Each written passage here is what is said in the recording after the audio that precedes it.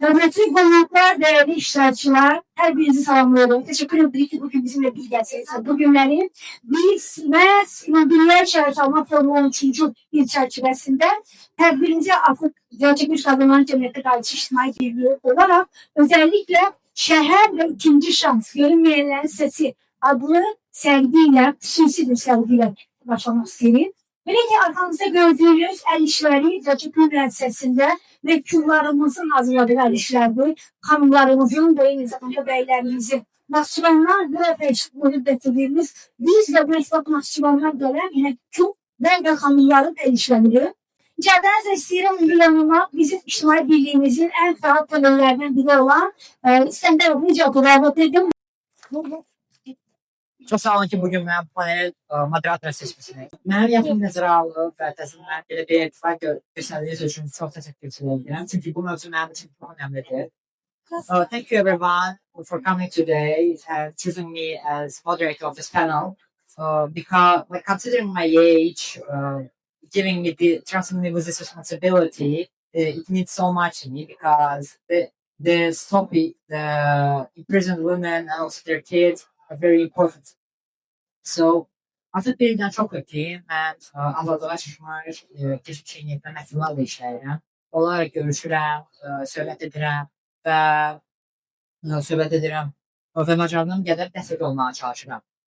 Bugün mən yaşlılar məktəbdə universitetdə oxuyur. Amma bəzi gənclər həyatlarında etdikləri səhvlərə görə cəza çəkmə müəssisəsində olublar.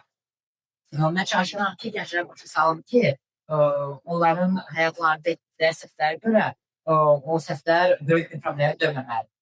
Və mən onlara hələ də inanıram ki, hər gənc, hər insan ikinci şansa layiqdir. Bugün burada olmaq da mənim üçün çox önəmlidir və çox vacib. Hələ də insana dəstək olmaq çətin vaxtlarda, ona dəstək olmaq, onu dinləmək çox vacibdir və çox önəmlidir.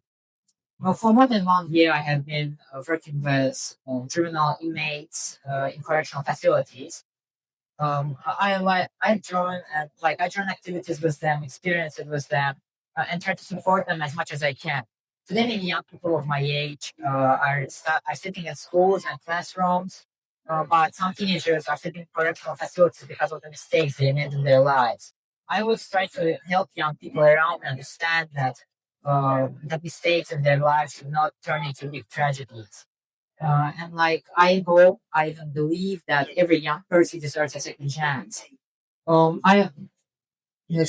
during difficult moments, the understanding, support, and the right guidance are very important. Bugünləri burada çıxış edən bizim ictimai birliyimizin yan ve fəal üzvü Nicat İskəndərov eyni zamanda da mənim oğlumdur.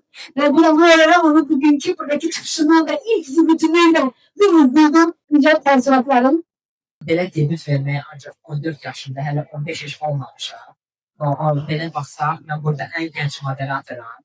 Və hələ Raul Babacanildən özünü ondan intervyu götürmək, elə danışmaq mənə çox bildirir. Çünki Pakistanlı prezidentin köməkçisi özüm bunu elə bil ki, hələ yatıram, hələ durmamışam. Hələ ayrılmamışam, heç bilmirəm, bilmirəm. Bəzən də hər şeyi nə elədiyim bu gün mən özümə gürür duyuram. Hələ anam da mən gürür duyur. Hələ nənəm, bizim ailəm buradadır. Hayatı bunun bir zahmet olsa en içeride ilgisi tercüme çünkü hayatı bana var. So I said that this is a very special and big moment for me because speaking with Raul Babacanil himself, the diplomatic helper of President of Pakistan himself, I was a bit shocked. I thought that this all was a dream. I am not awake, I'm not awake yet. Yeah, so I'm very proud of myself. My family is very proud of myself. They're all here, by the way. So thank you for coming today and spending our time here. Benim teşkilatları sayesinde ilk genç bir aktif kanalımız gibi genelinde inşallah artık içtimai birliğimize davet edeceği resmi ve hususiyle bana birisi ki artık öz postunu ona denk vereceğim. Teşekkür ederim size.